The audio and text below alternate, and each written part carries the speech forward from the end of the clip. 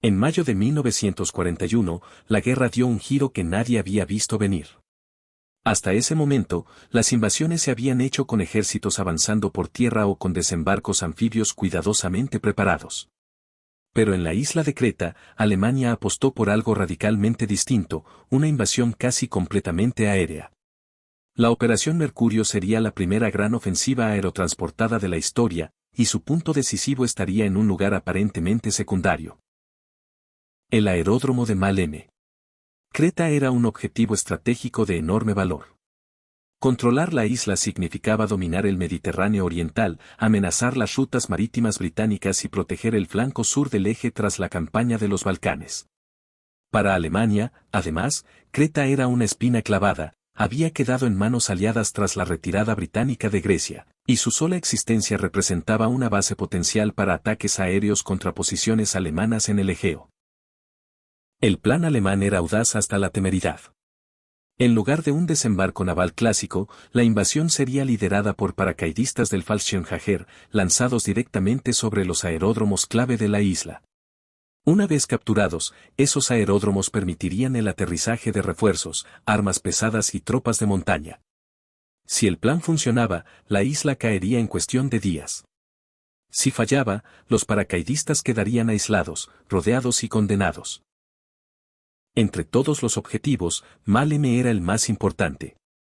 No era el más defendido ni el más fortificado, pero sí el aeródromo con mejores condiciones para recibir aviones de transporte. Sin Maleme, la invasión estaba perdida. Con Maleme, Alemania podía inundar Creta de tropas. Por eso, el destino de toda la operación dependía de lo que ocurriera en ese pequeño punto del mapa. Al amanecer del 20 de mayo, el cielo sobre Creta se llenó de aviones de transporte Ju-52. Desde tierra, los defensores aliados, tropas británicas, neozelandesas, australianas y griegas, observaron una escena surrealista, cientos de paracaidistas descendiendo lentamente bajo fuego enemigo.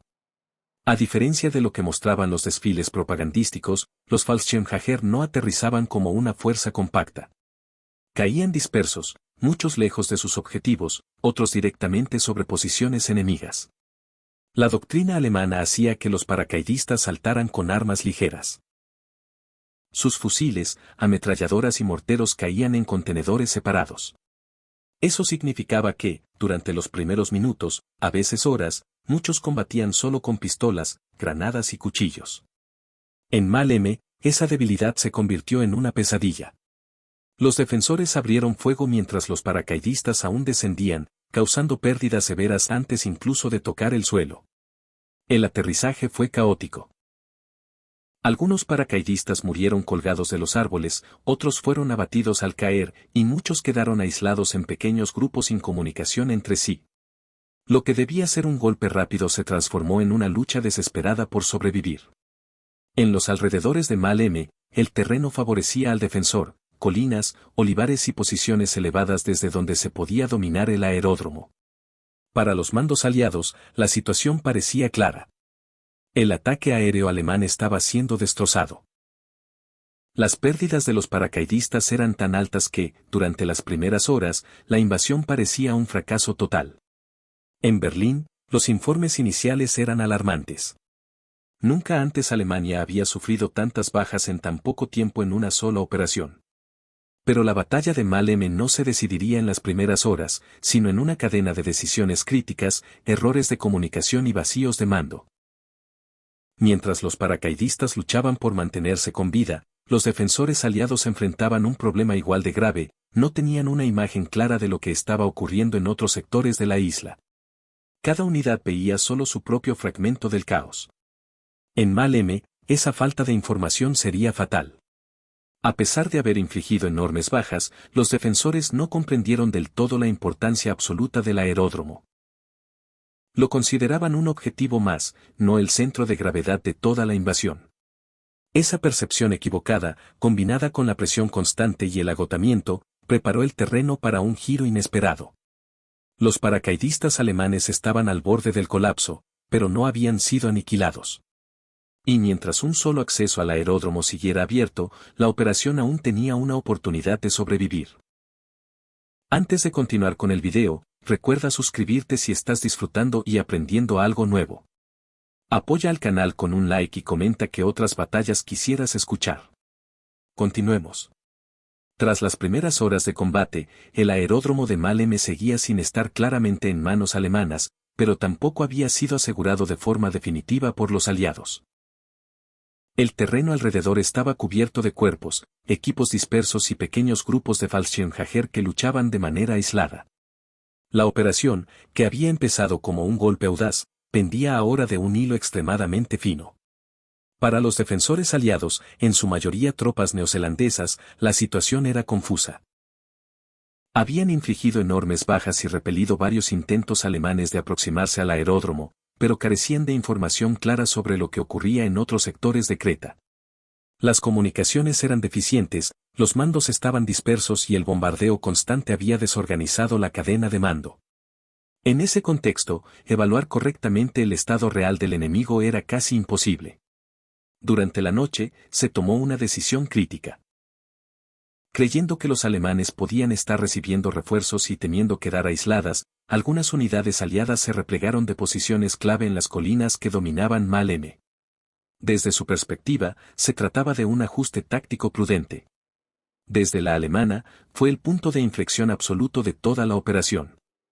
Al amanecer del día siguiente, los paracaidistas descubrieron algo inesperado. El terreno elevado que había hecho casi imposible cualquier avance estaba ahora parcialmente desocupado. A pesar de estar exhaustos, diezmados y con munición limitada, los Fallschirmjäger aprovecharon la oportunidad. Tomaron las alturas con lo poco que les quedaba y, por primera vez desde el inicio de la invasión, pudieron controlar el aeródromo de Maleme de forma efectiva. Ese control cambió todo. Aunque el aeródromo estaba dañado y bajo fuego ocasional, era funcional. Y eso bastaba. A partir de ese momento, Alemania pudo ejecutar la segunda fase del plan, el aterrizaje directo de refuerzos. Aviones Ju-52 comenzaron a descender en Maleme, muchos bajo fuego, descargando tropas de montaña, armas pesadas y suministros. Cada aterrizaje fortalecía la posición alemana y debilitaba las opciones aliadas. Para los defensores, la situación se deterioró rápidamente. Lo que había sido un enemigo fragmentado y vulnerable se transformó en una fuerza cada vez más sólida. Los contraataques aliados, lanzados con urgencia, carecieron de la coordinación y el apoyo necesarios. Las tropas estaban agotadas, dispersas y superadas en número conforme los refuerzos alemanes seguían llegando. En cuestión de horas, Maleme dejó de ser un punto disputado y se convirtió en la puerta de entrada de la invasión. El aeródromo, que inicialmente había parecido un objetivo secundario entre muchos, demostró ser el centro de gravedad de toda la campaña. Su pérdida selló el destino de la batalla en Creta. Para los propios alemanes, la victoria en Maleme fue amarga. Las bajas sufridas por los paracaidistas habían sido enormes, mucho mayores de lo esperado. La invasión había estado a punto de fracasar por completo. Solo una combinación de resistencia desesperada y errores aliados permitió que la operación sobreviviera. Fue una victoria obtenida al borde del desastre. A partir de ese momento, la iniciativa pasó definitivamente a manos alemanas. Con Maleme asegurado, el resto de la isla comenzó a caer de forma progresiva. Las fuerzas aliadas, sin superioridad aérea ni capacidad de maniobra, se vieron obligadas a retroceder hacia el este, iniciando una retirada que pronto se volvería inevitable. La batalla ya no se decidiría en el aire, sino en tierra, pero el resultado estaba prácticamente definido. Todo había dependido de un aeródromo, de unas colinas y de una decisión tomada en medio de la confusión nocturna. Maleme había decidido la invasión. Con el aeródromo de Maleme firmemente en manos alemanas, el destino de Creta quedó prácticamente sellado. Los refuerzos comenzaron a llegar sin pausa, tropas de montaña, artillería ligera y suministros que transformaron una fuerza aerotransportada agotada en un ejército capaz de avanzar. Para los aliados, la pérdida de Maleme significó la imposibilidad de recuperar la iniciativa. Sin superioridad aérea y con líneas de comunicación cada vez más frágiles, la defensa de la isla empezó a colapsar sector por sector.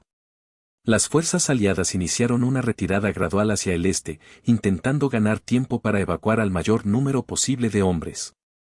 El combate continuó, pero ya no con la expectativa de vencer, sino de sobrevivir.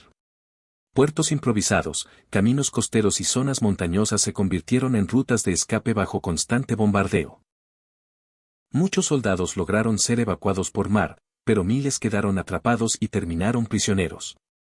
Creta caía, no por un golpe aplastante, sino por la pérdida de su punto crítico. Para Alemania, la victoria tuvo un sabor amargo. Las bajas sufridas por los Fallschirmjäger fueron enormes, desproporcionadas para una operación que, en teoría, debía ser rápida. Nunca antes una fuerza aerotransportada había pagado un precio tan alto. El propio Hitler quedó profundamente impactado por los informes. Aunque Creta había sido conquistada, el costo humano fue considerado inaceptable. Esa reacción tuvo consecuencias inmediatas y duraderas. Tras la Operación Mercurio, Hitler prohibió nuevas operaciones aerotransportadas a gran escala. Los paracaidistas alemanes, concebidos como una fuerza ofensiva decisiva, pasaron a ser utilizados principalmente como infantería de élite. La victoria en Creta marcó, paradójicamente, el fin de la era de las grandes invasiones aerotransportadas alemanas. Desde una perspectiva estratégica más amplia, la conquista de Creta no alteró de forma decisiva el curso de la guerra. Alemania obtuvo una posición fuerte en el Mediterráneo oriental, pero no logró explotar plenamente esa ventaja. En cambio, los aliados aprendieron una lección fundamental. Las operaciones aerotransportadas podían funcionar, pero requerían una coordinación, inteligencia y apoyo muy superiores. Esa lección sería aplicada años más tarde en operaciones como Normandía. Maleme quedó así como el punto donde se decidió todo.